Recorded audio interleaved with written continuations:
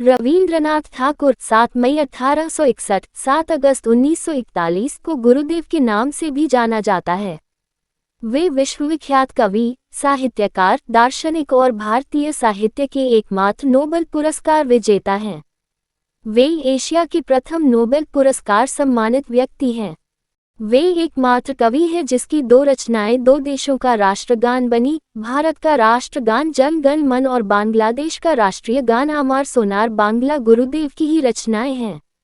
जीवन। रवींद्रनाथ ठाकुर का जन्म देवेंद्रनाथ टैगोर और शारदा देवी के संतान के रूप में 7 मई 1861 को कोलकाता के जोड़ासांको ठाकुर बाड़ी में हुआ।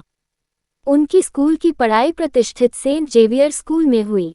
उन्होंने बैरिस्टर बनने की चाहत में 1878 में इंग्लैंड के ब्रिजटोन में पब्लिक स्कूल में नाम दर्ज कराया। उन्होंने लंदन विश्वविद्यालय में कानून का अध्ययन किया, लेकिन 1880 में बिना डिग्री हासिल किए ही स्वदेश वापस आ गए। सन 1883 में मृणालिनी देवी के साथ उनका विवाह हुआ। रचना। बचपन से ही उनकी कविता, छंद और भाषा में अद्भुत प्रतिभा का आभास लोगों को मिलने लगा था। उन्होंने पहली कविता 8 साल की उम्र में लिखी थी और 1877 में केवल 16 साल की उम्र में उनकी लघुकथा प्रकाशित हुई थी। भारतीय सांस्कृतिक चेतना में नई जान फूंकने वाले युग दृष्टा टैगोर के सृजन संसार में गीतांजलि, पूरबी प्रवाहिनी, शिशु भोलानाथ, महुआ, वनवानी, परिशेष, पुनश्च, वीथिका शेषलेखा, चोखेर बाली, कनिका, नैवेद्य मायर खिला और क्षणिका आदि शामिल हैं। देश और विदेश के सारे साहित्य, दर्शन, संस्कृति आदि उन्होंने आहरण करके अपने अंदर समेट लिए थे। पिता के ब्राह्म समाजी के होने के कारण वे भी ब्राह्म समाजी थे, पर अपनी रचनाओं व कर्म के द्वारा उन्होंने सनातन धर्म को भी आगे बढ़ाया। टैगोर ने करीब 2230 गीतों की रचना की। अनुवाद। मनुष्य और ईश्वर के बीच जो चिरस्थायी संपर्क है, उनकी रचनाओं के अंदर वह अलग अलग रूपों में उभर आता है। साहित्य की शायद ही ऐसी कोई शाखा हो जिनमें उनकी रचना न हो। कविता, गान, कथा, उपन्यास, नाटक, प्रबंध, शिल्पकला सभी विधाओं में उन्होंने रचना की।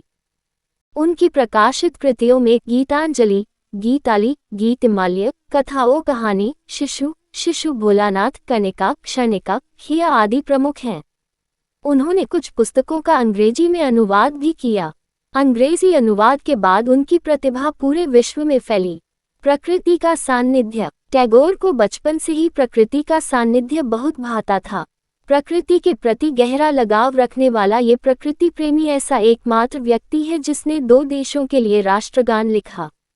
वह हमेशा सोचा करते थे कि प्रकृति के सानिध्य में ही विद्यार्थियों को अध्ययन करना चाहिए। इसी सोच को मूर्त रूप देने के लिए वह 1901 में सियालदह छोड़कर आश्रम की स्थापना करने के लिए शांति निकेतन आ गए। प्रकृति के सानिध्य में पेड़ों, बगीचों और एक लाइब्रेरी के साथ टैगोर ने शांति निकेतन की स्थापना की। चित्रकार रवींद्र गुरुदेव ने जीवन के अंतिम दिनों में चित्र बनाना शुरू किया। इसमें युग का संशय, मोह, क्लांति और निराशा के स्वर प्रकट हुए हैं। मनुष्य और ईश्वर के बीच जो चिरस्थायी संपर्क है, उनकी रचनाओं में वह अलग अलग रूपों में उभर कर सामने आया। टैगोर और महात्मा गांधी के बीच राष्ट्रीयता और मानवता को लेकर हमेशा वैचारिक मतभेद रहा। जहां गांधी पहले पायदान पर राष्ट्रवाद को रखते थे, वहीं टैगोर मानवता को राष्ट्रवाद से अधिक महत्व देते थे। लेकिन दोनों एक दूसरे का बहुत अधिक सम्मान करते थे। टैगोर ने गांधी जी को महात्मा का विशेषण दिया था। एक समय था जब शांति निकेतन आर्थिक कमी से जूझ रहा था और गुरुदेव देश भर में नाटकों का मंचन करके धन संग्रह कर रहे थे। उस वक्त गांधी जी ने टैगोर को 60,000 रुपये के अनुदान का चेक दिया था। जीवन के अंतिम समय 7 अगस्त 1941 के कुछ समय पहले इलाज के लिए जब उन्हें शांति निकेतन से कोलकाता ले जाया जा रहा था, तो उनकी नातिन ने कहा कि आपको मालूम है हमारे यहाँ नया पावर हाउस बन रहा है। इसके जवाब में उन्होंने कहा कि हाँ, पुराना आलोक चला जाएगा, नए का आगमन होगा।